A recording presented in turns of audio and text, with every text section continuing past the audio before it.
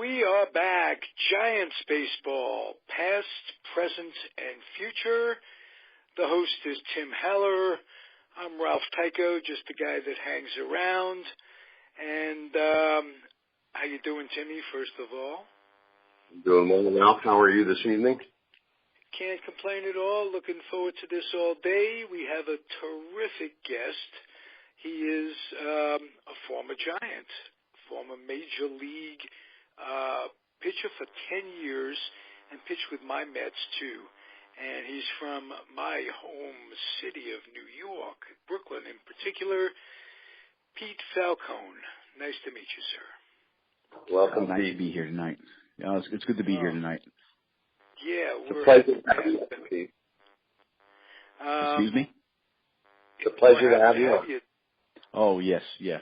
Thank you. Tim and Pete crossed paths years ago. You want to pick it up? Well, I remember. Of course, Pete was big leaguing me just because I was a little runt back in the day when Pete broke in, and then he was traded later. He was with Atlanta and the Mets, that I recall. I was still young enough, if I'm not mistaken, but that's all right. And I know that I went ahead and ran around that visitors clubhouse quite a bit as a youngster, a preteen youngster, and even into my teenage years. And remember, Pete, you were a quiet guy, but you were competitive. And I don't know what it is about New Yorkers, especially guys from Brooklyn, but at any given moment, it can get on. It's on. It's at any moment. Yeah, it's funny.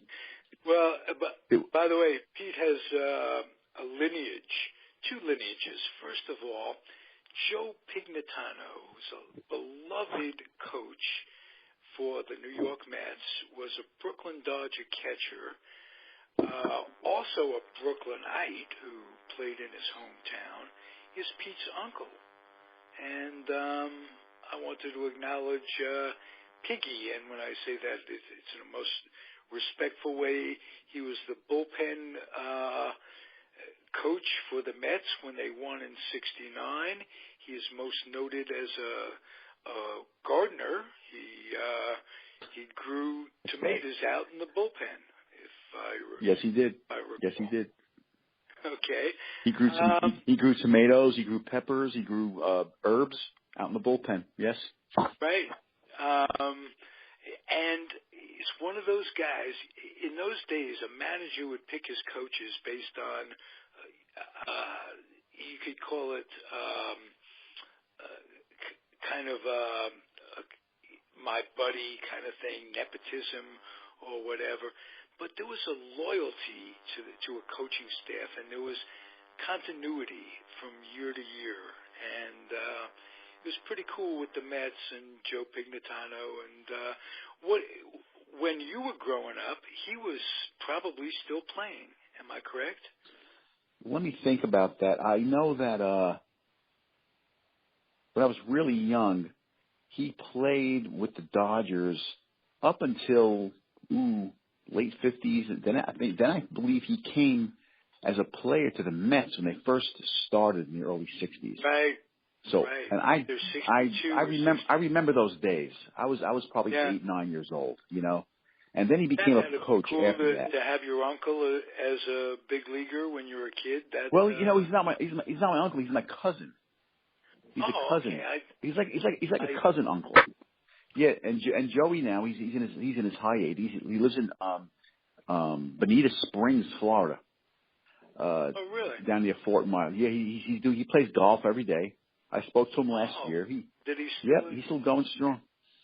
Going strong. It's Yep. Is that the Italian heritage? Is that the idea?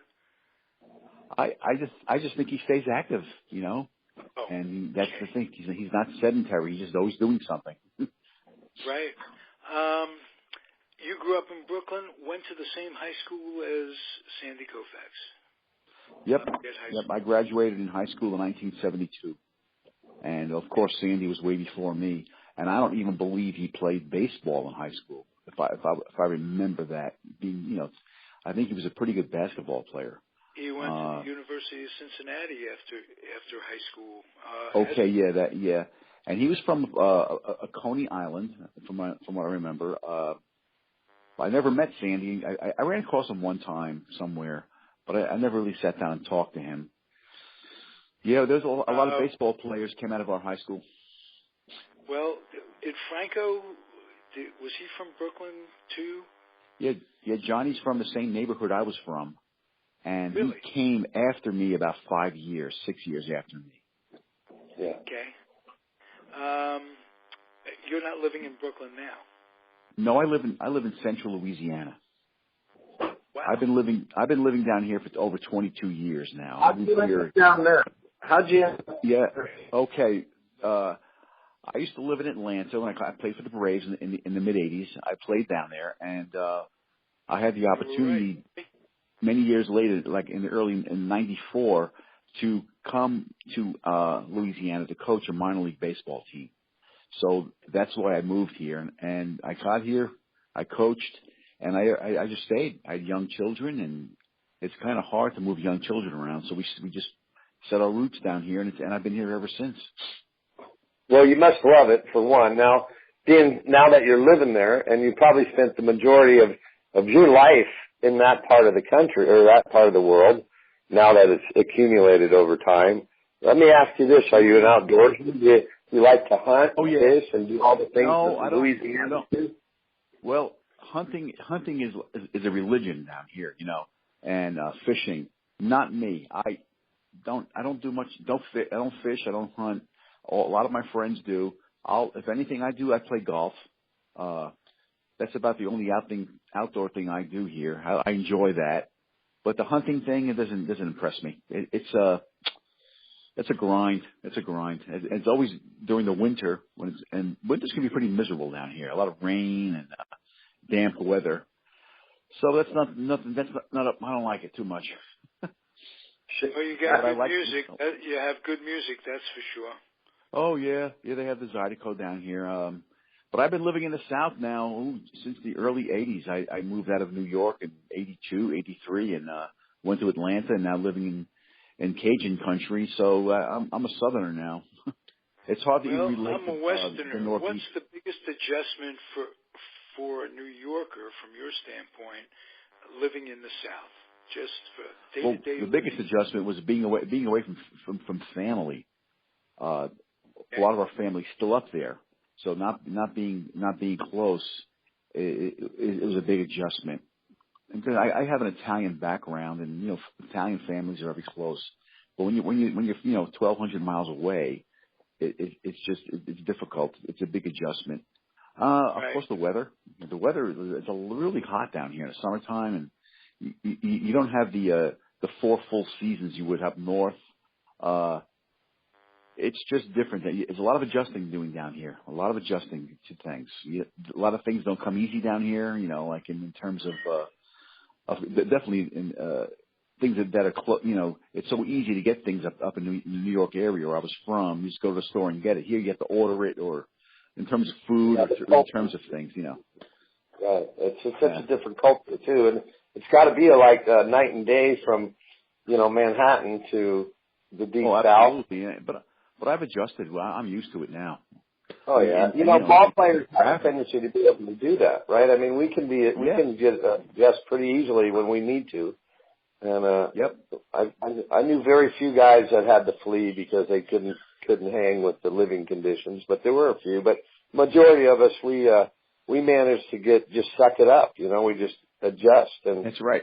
I want to know, Pete, what did you do? Now, your career was a little stifled a little bit. I mean, was that due to arm issues, or what was going on with you at the end of your career? At the end of my career, I came up with a bang, and then I had a few good seasons, and then I hit the skids for a while. And then when you go through a time like that in the big leagues, when you're just not being consistent, then the labels come.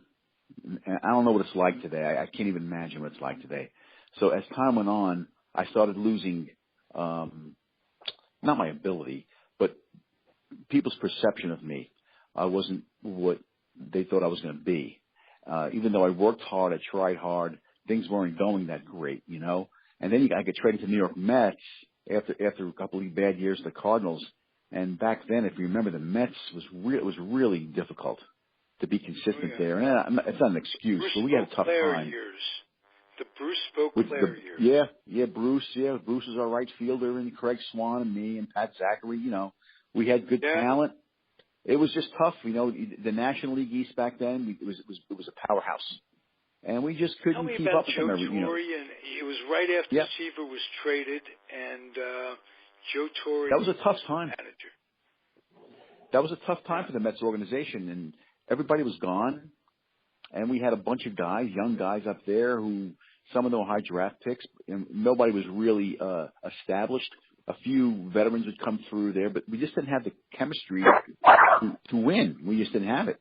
And so I had 4 tough years there.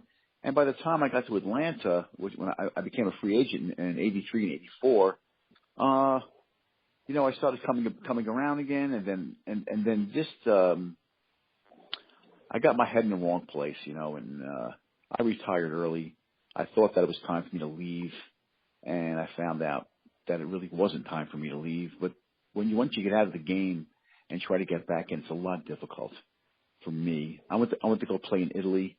The Dodgers gave me a shot in I think it was 1988, 89. They signed me after I was out of baseball for 3 years. And then there was a strike that I think that winter, then they released me. But by the time, but when I was at the Dodgers, I was just about on my way back. But the breaks came with the strike, and they didn't keep me. Right. Yeah, but so I didn't have any arm issues. If anything, I had attitude issue. And really, ask this of Timmy over the years, over the months, really. What is, as a player, when one retires, how do you handle the competitive juices have to flow and they have to be channeled on some level? Was that difficult for you, where the motor is in neutral, it's going hard, but it's in neutral, kind of? It still is. It's still there. It never goes away. Really? Okay. I'm 63 years old. And back in those years, I had it all the time, and you had to suppress it because, you know, Major League competition is very intense. You know, you watch a game on television and you go to a game, but it's so different when you get on the field between the lines. There's so much going on in terms of pressure and competition, and that just does not go away. It never goes away. Never goes away. A matter of fact, you laugh at me. This is my first year back in baseball since a long time now, and I was on the field this year, many games, sitting next to in the dugouts, you know, doing replay, and I was chomping at the bit to get out there and play all the time. I didn't care how old I was. I felt like I can get those guys out. I felt like they couldn't throw the ball by me if I was hitting. And I was serious. I thought, man, look at these guys. You know, because I saw that baseball's changed, and it's a little softer now than it used to be. The baseball players are bigger, they're stronger. They're That's an understatement. much better athletes than when I played. I'm telling you, but there's something different that they don't have that we had back then, and I don't know what that is. I think a little bit. You might agree with me on this, Pete. I think there's a little bit of this almost entitlement thing, you know, and I think that's a generational thing. You know, you're right. We were tougher back then. I'm 10 years younger than you are, but we were tougher. We just, you know, we get hurt. We shake it off. We play. You know, now there's all this other stuff, and of course the money is just you know, crazy off the charts, through the roof kind of thing. So you have to protect that investment in these kids. And I get that. I understand. I don't blame. I don't. Yeah. I'm happy to make more all you can. But I was sitting watching games. I've seen a lot of Ranger games this year and a lot of Astros games. I worked in both stadiums, And I felt like, man, if I was only in great top shape, what would I be like out there right now? Would I get these guys out? I was like, I wanted to go out there and throw batting practice. You know, I wanted to go run in the outfield and throw the ball around. And I felt like inside of me I was still 24 years old. That definitely answers my question about competitive juices. So it doesn't go away. Do It does not go away. Are you involved? Do you play tennis? Do you? I play golf. I play chess. Golf. Okay. I play golf. I don't play a lot of golf. Maybe once a week, and I'm not that good at it. But golf is a good game that you can't be crazy and competitive at. You have to be really relaxed at it, so that helps me out. But this you're left-handed. You're a southpaw. Do you hit the golf ball right-handed or left-handed? No, I'm left. I'm totally left-handed. I'm totally left-handed. And you and I have a dear friend, a common dear friend, in John Montefusco. And I don't know if you and Count still communicate much at all anymore. Count and I, yes, we do. We on Facebook together. That's the good thing about you meet these guys you haven't seen in a long time, you know. And he's in New Jersey someplace. I know that. Yes. But I harness racing for a while. Very interesting guy. Yeah. The Count was something. Was something. He was back in those days in the mid-'70s. Well, you guys, you have to admit, Pete, that group of starters, those guys, you guys in the mid-'70s with the Giants, early, you guys were a little off center. And you don't remember me, but my dad, of course, was there, and then he came back and started coaching again with them. But, remember your dad? Yeah, I mean, and I was just a little runt back then. I mean, like I said, I'm 10 years younger than you are, so, but I was always around, and I thought you guys were a bunch of characters myself. We were. Was it 75 when Halicki pitched the no-hitter against the Mets? Yes. Yeah, it was on a Sunday afternoon. I was there that game, and I had such mixed emotions. Kingman hit a home run that game with one hand. He was fooled on the pitch, and he hit a home run to deep center field. His right hand came off, and he just golfed it out with one hand. It was a tremendous home run, and like I say, I think the Mets won one game and the Giants won one game that day. Don't remember. I remember the no-hitter. I was right there. It was exciting to watch that. But I was 21 years old. And I think the Count was like 23 or 24. Halicki was like 22, 23. You come up. There's a glut of pitching. You come up with these guys, and boom, you're gone the next year. You went to St. Louis for Reitz, and how was it to face your old teammates when you came back to pitch against them? Let me think. I know that they. I think I beat them. I think I beat the Giants or something like that. I don't remember too much, but I remember. For some reason, I remember one game I pitched against my old teammate the next year in St. Louis. And I remember facing, remember Chris Spire? Sure. Very well. From Alameda, California, where I am. Great player. Yes. And these guys, when they're veterans and they try to, mentor you on the field. And I remember facing him and I had a 3-2 count on him and I threw a curveball 3-2 to try to fool him and I threw it for a ball. And he's running to first base, and he looked at me and goes, "That's stupid." He told me. I'll never forget that. In other words, that was stupid to throw a 3-2 curveball when I think I had a lead or something like that. I don't know. But I think I beat him. But he was kind of strange. Chris Spire. Yeah. I think he's coaching someplace. I don't know. He had a great career. Coach with the Yankees for a while. He followed Dusty around for a lot of years. Dusty and he were really tight. And he was Dusty's coach for a couple of clubs. I know he was with the Cubbies, and I think he may be in Washington with them again. And, okay. That's interesting. Yeah. And I get to see these guys. I'm going to be going down next month. I'll be down at the Giants fantasy camp in January. Boy. And You know, so, and Chris once in a while gets it. Yeah. A lot of the old guys will be down there. Oh yeah, and Bill Lasky runs that thing, and he gets a lot of the knuckleheads to come down too. So really, that's gotta be. We have a great time. You know, I only played for the Giants that 1 year, and as a matter of fact, I contacted the Giants organization about coming out and maybe doing, you know, because they do these reunion kind of things for ex-Giants. And they told me that I couldn't because I didn't play in 50 games. You have to be at least a Giant for 50 games. And I was only a Giant that actually played as a player for like 35 or 36 games. So I was never invited. That was interesting, you know? How long ago do you think that was when you had that conversation with them, Pete? Maybe 4 years ago. That's soon.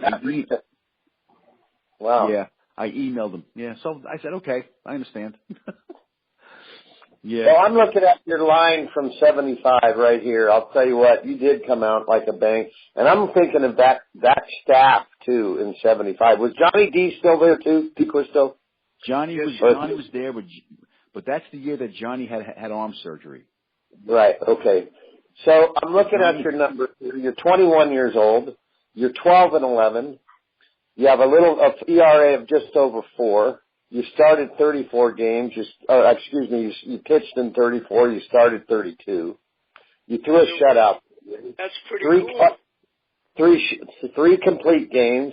That's really impressive. And then almost out of nowhere, and because you're so highly touted, the Giants need help at third base.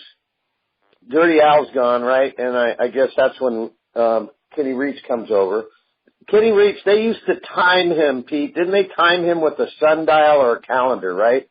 When they were, him and Mark Hill, he could not run. He or Mark Hill could neither run, right? Mark Hill couldn't run either. But Kenny Reach, he knew it too, and he'd laugh about it. But he could pick at the third base like anybody. Boy, couldn't he? And he was a clutch hitter. You know what, he was a good clutch hitter. Yes, he was. And he got traded back to the Cardinals the next year in 77, if I'm correct. And I think you're right, because that was when, if I'm not mistaken, it was just before the advent of Madlock coming over. For just not very briefly. Madlock didn't stay there long either, but I'm trying to think of that other third. Steve Olivares was before that, wasn't he? Yeah, he played when I played there. He played there when I played there. Right. Okay. There was one other guy played. Oh, it was Darryl Thomas was the second baseman who I was thinking about. Yeah, Darryl Thomas played second base, yes. And so did Bruce Miller. Perhaps the best athlete on that team. This guy could play every position well. Super guy, Darryl Thomas. Mm-hmm. As a matter of fact, I watched Darryl Thomas manage a game in Bend, Oregon, against a fellow by the name of Turner, who later coached. I think it was Mel Turner. It was the first time, this is in the 80s, it was the first time two blacks had managed against each other in organized baseball. Huh. And it was as late as like 1985. Frank Robinson didn't manage against anybody. He never managed against Maury Wills. Their paths never crossed. And so I got to watch that. I was the Topps representative back in those days in the 80s. Oh, okay. And I was the guy with the $5 checks. And that was one of my most memorable as a fan, as a working for Topps, as a human. That was really great getting to see that. And I told him, I said, it was just 40 years too late, 80 years too late, if you think about it. So there you go. Would you, because I had a thought that you would give us an idea about facing the Giants and run down their lineup over the course of your career, guys that you faced on the Giants and what it was like. Guys, I Let me want to think know what it now. was like to face Gary Sarge Matthews. And Gary Matthews. When I played against Gary Matthews. He got traded to the Phillies too, where I faced him. The guys that gave me trouble on the Giants, I remember.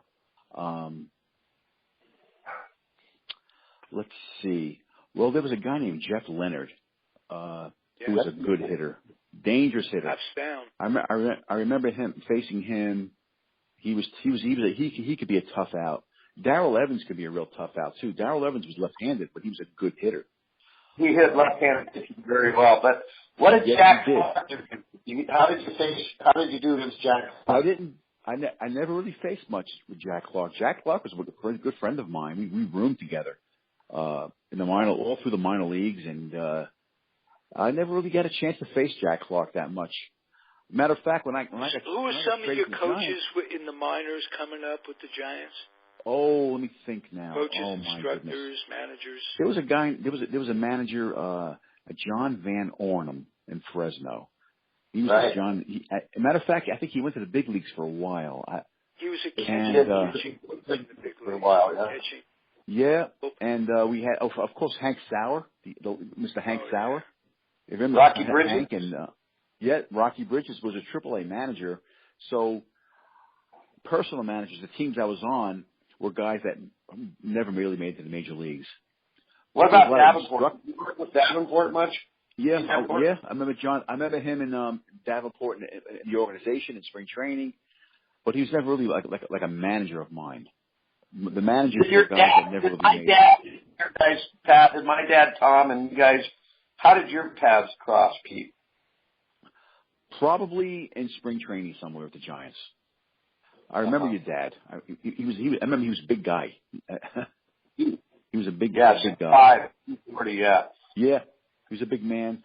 I'm not sure what his job was when I was in the Giants organization. I was at the Giants 73, 74, and 75. So maybe I ran into him in the big leagues, the minor leagues. I don't remember. But I can see his face right now. But I don't know where we crossed paths. But it had to be in the Giants organization. What was it like? Maybe in spring training. What was it like your first shot out when you were signed originally in '73? You were a fourth-round draft pick. Where'd you go originally? Who was your first manager there? Well, when I first signed, that was in rookie ball. We went to the Pioneer League, and that was a short A season. And the manager, what was his name? Mr. Mazmanian. Yeah, his last name was Mazmanian. His name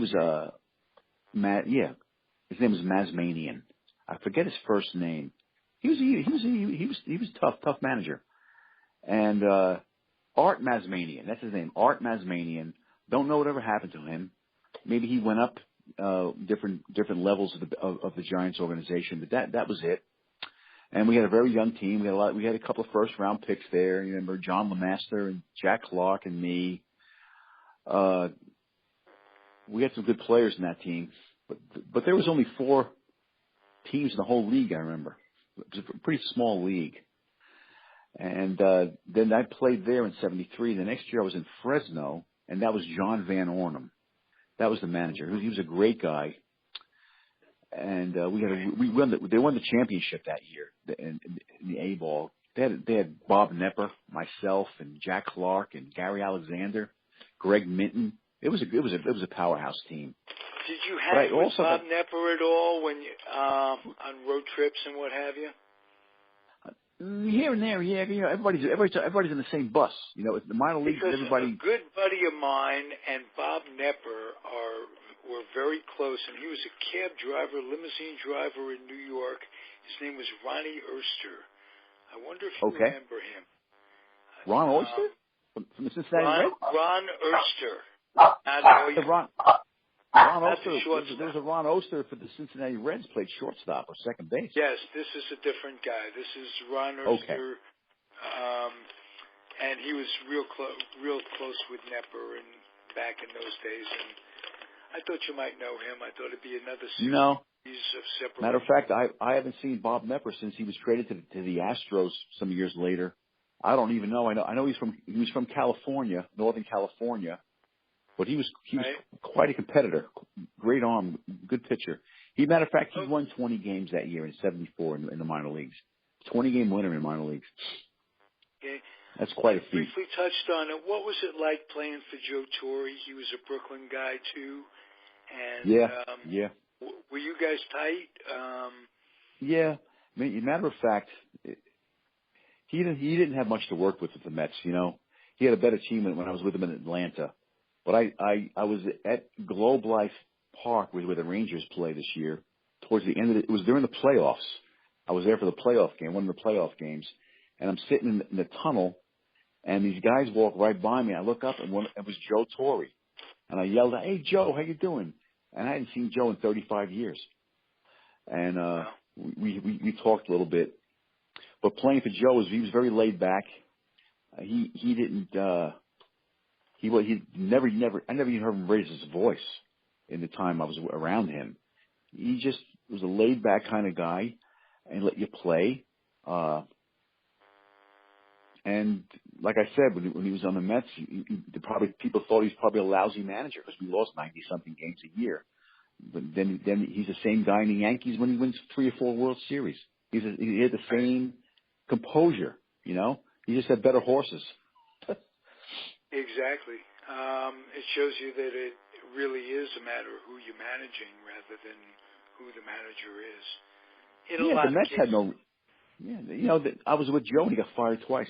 Both times was unjustified. How can you? Why are you firing Joe Torre in New York? You guys will finish in last place every year. Give the guy a chance to build something, and then he goes to Atlanta, and he had 3 good seasons in a row, and they fired him. I never really understood that. Were you there when Seaver was traded? No, I was in St. Louis at the time. I was in St. Louis. That was a big trade. That was a very big trade. Yeah. You later played with those guys that they got, Zachary and Dougie Flynn. Steve. Yeah, Dan Norman. Yep. Right. Good ball players individually, but tough to replace an icon. Yeah, I think Seaver went back there, too. I think after the Cincinnati Reds, they got him back. I think the end of his career. Yes. And as a matter of fact, I think as well as that, he played with Boston. He played with Boston in '86. I don't think he was on the roster, or well, he was with the White Sox, and when I was in the White Sox organization, right? He was with the White Sox. That's where he won his 300th game. I was in the White Sox organization when he was there. Really? And then he later went back to later went to Boston. And then I think you're right, Pete. I think he kind of finalized the whole thing about the round trip tour back to the Mets. I think he was there briefly. That was good. Yeah, it was good. And I like to see that. Then I heard, you know. Yeah. Then I heard he was an announcer for a while. And last time I heard he has a winery. With the Yankees, if I'm not mistaken. Yeah. Now I heard he has a very successful winery up in Napa. He's a very shrewd businessman. You know, he grew up in Fresno. He's kind of a farm kid. Right. Just the neatest guy in the world, really. He was a super nice fella. And the way he describes his pitching he said it was like, and of course he was an elite, you know, pitcher. I mean, we're talking about a guy that was, you know, in the Hall of Fame, et cetera. But he describes pitching as an artist. You know, a guy that got a blank canvas and he's got oils and brushes and he's painting a portrait, you know, or he's painting a scene. And he's an interesting fella. He really is. Oh, absolutely strong as an ox. Yes. Who did you grow up rooting for? He was one of the last. What's that? I didn't mean to interrupt you there. Go ahead. He's one of the last. No, I was talking about Tom Seaver. Tom Seaver is one of the, if you remember how he pitched, he was one of the him and maybe Nolan and a few other guys, the last drop and drive pitcher, where they drop and drive. You know, when Tom finished, his knee was hitting the ground. You don't see that no more. He would always be dirty, literally. Yes. because he dropped and drove. The Mets taught that Yeah. back then. No one even goes near teaching that anymore. As I watch the games, all the pitchers all the time going, no one even thinks about trying to throw a baseball like that anymore. Yeah, Right. but he was something else. Let me tell you. Who did you grow up watching? I was Or rooting growing for? up in the '60s. I was a diehard Yankee fan in the '60s. Up until I became old enough to go play baseball again, professionally. But through the '60s, late '50s, and early '70s, when the Yankees had, like Fritz Peterson wrote a book, the Horace Clark years. Yeah, he's been on my show many times. He's a great guy. Yeah, Fritz. Yeah, I was a big Yankee fan in his era, the Mantle era, the Ford era. When they went out, like in the mid '60s, the Yankees, they really tailed off a lot. But so I was you grew up that's listening when to the voice of the Yankees. Oh, Mel Allen and Phil Rizzuto. Oh, yes. And of course, now batting for the Yankees. Yep. Bob Shepard. Yogi Berra. Yep. Number 8. That's right. Great years. That's right. Great years. Yeah. Great stadium, the old stadium. The old stadium, absolutely. And you mentioned, I'm going to throw a trivia question out there, or a little trivial answer. Fritz Peterson had the lowest ERA of any pitcher who qualified under the numbers as in old Yankee Stadium in the history of the whole thing. It wasn't Whitey Ford; it was Fritz Peterson. That's right. So, That's right. Something to think about. Kudos to Fritz. And Fritz wrote a book. When the Yankees were on the Fritz, he wrote a book about his career in the Yankees because they finished fourth, fifth. They never really went above. I don't think fourth place the years he was there. Mel Stottlemyre was there, and Downing, all those they had years. A great pitching staff. Yeah, that was they did. A waste that was. But it was tough for the Yankees back then with the Red Sox, and the Tigers, and Baltimore. Right. So you were a Yankee fan when you pitched Absolutely. with the Mets. Would you rather have it been with the Yankees, or are you glad you didn't have to? There's something about your boyhood team. Is it? No. Would it have been too much pressure, or? No, playing for the Mets was pressure. No, playing for the Mets was pressure because when you lose 90-something games a year, it's the media was all over us. And it was right. We deserved it too, but oh man. But I'm glad I played the National League because I don't like the DH. I never did, never will. I like the fact that pitchers hit. That's why I'm glad I played the National League. The American League. If you weren't a pitcher, could have you been an outfielder? Could have you played in it? No, could have no. Developed? I don't know. I mean, I was a pretty good hitting pitcher, but day in and day out, that's a lot to ask for. You really got to have your game, Hey, Pete, I just want to say I admire you for one other reason. You grew up in a region that precludes a lot of folks from playing baseball because of the weather. I mean, you got the inner city going on. Very few. How did you get your opportunity to play enough to develop? I don't know. I know this that I remember the high school days. We'd start practice after the Christmas holidays to go back to school, and all the month of February and January you worked out in the gym, and you did not go outside. You could not play outside. You couldn't. It was so cold. we would run. I went to Lafayette, where they had 5 stories of classrooms, so we'd run up and down the steps. That was all we ran.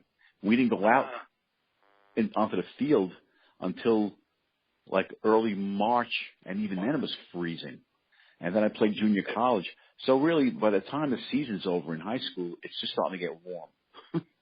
Mid-May. Family notwithstanding, you had to be glad to get away from the city for the weather reasons. Yeah. The South's a lot better. These guys down here, I'm in LSU territory. These guys play outside. They have such an advantage over the northern teams. When the northern teams come down here for their trips, they come and play south, they get hammered. The LSU's teams and the SEC teams, they've been outside over a month and a half already playing games and been on the field.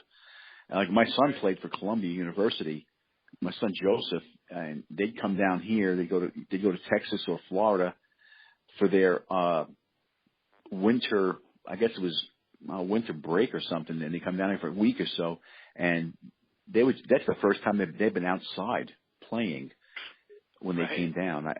It was really something, and so the southern teams would you know. Pitch? No, my son's was an outfielder, DH. Okay. He played for Columbia. He was All-American. And the Yankees signed him last year, and he played minor league baseball. And is he still in the organization? No, they released him. They released him in spring training. He had one short A season, then in spring training they released him this past season. That's too bad. Yeah, it was tough thing. Sure, too small a window to judge a kid on. Oh yeah. Yeah, short A. Absolutely. Thank you, sir. Appreciate you being here. It was fun. It was a lot of fun. Yeah, I'm glad, and I hope you'll come back sometime. Timmy, I'm not cutting you short. Is there anything else you want to talk about? Timmy? All right, I've lost Timmy. I'm here. Oh, he's there. Oh, okay. I just want to express my gratitude to you, Pete, for coming on the show. For me, it was a joy. I mean, I know you don't remember me, but I certainly remember you. You know, I was always a little bit intimidated. You know, you're a big dude. You were a big guy when I was a little guy. And, well, listen. But I admired you from afar, and it's just a real pleasure to have you on tonight. Thank you. Oh, thank you. I appreciate that. Really look me up on Facebook. You know, we New Yorkers, we're not all gruff and you know, you're a very warm guy, very, very down to earth, and thank you. Hey, Ralph, you didn't know Pete when he pitched. Okay. Well, I know just by the way he describes wanting to get into the game and wanting to run around and putting on a toe plate and all this, I know you without knowing you, if you know what I mean. And nobody makes the big leagues without that competition, without that competitive edge kind of thing. Yeah. So it was something. Yeah. Yeah. I'm glad you're back in the game, and me too. Like you say, you're doing the replay. Johnny D got you the job. Johnny D's been a friend of the show from day one, and what a great guy. Have you read his book? So I haven't read his book yet. I've had the opportunity to read it, and it is really well done. There were quite a few books that came out this last year from former players and everything, and I've got to tell you, I think Johnny's is head and shoulders above anybody else's book. And I don't mean to be critical of anybody else, but in the fact that I know John and he's a great guy and he's a friend of mine. But you know what? The way he did that, he's told that story was fabulous. His story is great. Peter Golenbach gave him very, very high praise. I sent Peter a copy of the interview that I did with Johnny D when the book was coming out, and he picked up the book and gave Johnny very, very high praise. He's also an accomplished artist, for crying out loud. So he can write, he can throw a baseball 100 miles an hour in his career, and he's an artist. I have trouble turning on the computer. So I recognize your talent, all you guys' talent, and Timmy too. I don't know if you know how close Timmy came to making the majors, Pete, and his career was cut short by injury. Okay. I got beamed in my left eye, Pete, in the White Sox organization. Yeah, and it Were you shattered a catcher? my orbital. No, I was an infielder. I was a second baseman. You know, when I was younger, they wanted me to catch, but I could fly. I was one of those white kids that could run. And I was a little bit like maybe a Bobby Dernier or whatever, but I could, you know, I was a good infielder, good second baseman. I had a little bit of pop, but I could really run. And my dad discouraged me after my first 2 years of high school. He said, you know what? You need to be an infielder because you're blessed with speed and you're going to slow down. My dad's knees were shot after 13 years of catching in the big leagues, you know, and he caught in an era where he never went on the disabled list either. Dad never went on the DL, and you were afraid, you know, so well, yeah, exactly, you know, because there was always somebody just barking up the tree, ready to go take your spot, and That's right. you know, unfortunately, I got beamed, and in that one instance, my career ended because my vision was compromised. I'm blind in my left eye now. I've had to go through several different surgeries, and that happened in 1988, and it was an unfortunate thing. You know, it's just one of those things. Hey, you know, when you strap it on and you lace them up, anything can happen. And that's right. You know, and unfortunately, that it took me a little while to get over it, get through it. It took me several years to kind of get rid of that anger and the resentments and all that I had. But, you know, I think it's the best thing that could have happened for me. And I'm blessed today to still be very closely knit with the Giants. They drafted me out of high school in 1981. Yeah. And, you know, I grew up right in San Mateo there.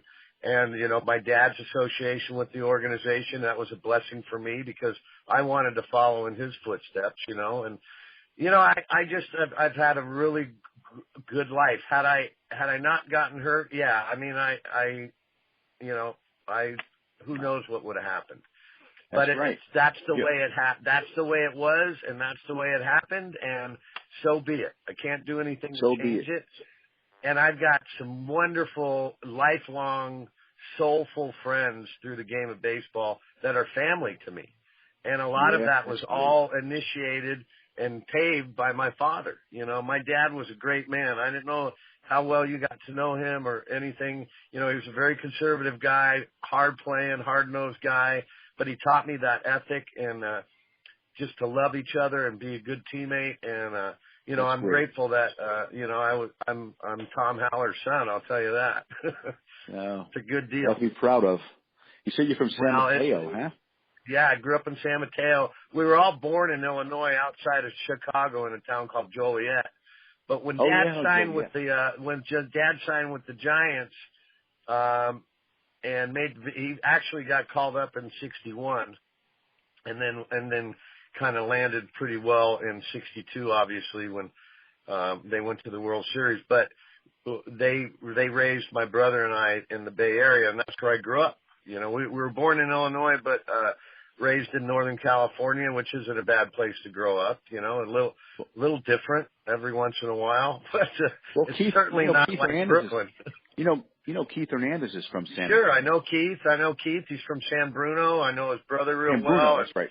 Yeah, and he and I, you know, our paths crossed. You know, that area of the country, that little nook and cranny of the United States, has produced some really significant baseball players or athletes in general, really. You know, we're talking Barry Bonds. Barry Bonds and I grew up together. Our dads played together. We played against each other. Barry's a couple of years younger than I am, but, you know, we all grew up. Greg Jeffries is from that area, myself. There are a handful of guys that came from that area, even in East Bay. We're talking of guys like the second baseman with Boston's from the East Bay. He's over by Livermore area. I didn't know. Dustin Pedroia is from there. You know, Willie McGee grew up in the East Bay. He's from Mount Diablo area. You know, so it was a great place to grow up and play baseball. I mean, you mentioned Dirty Al Gallagher's from San Francisco himself. Sure, Dirty Al.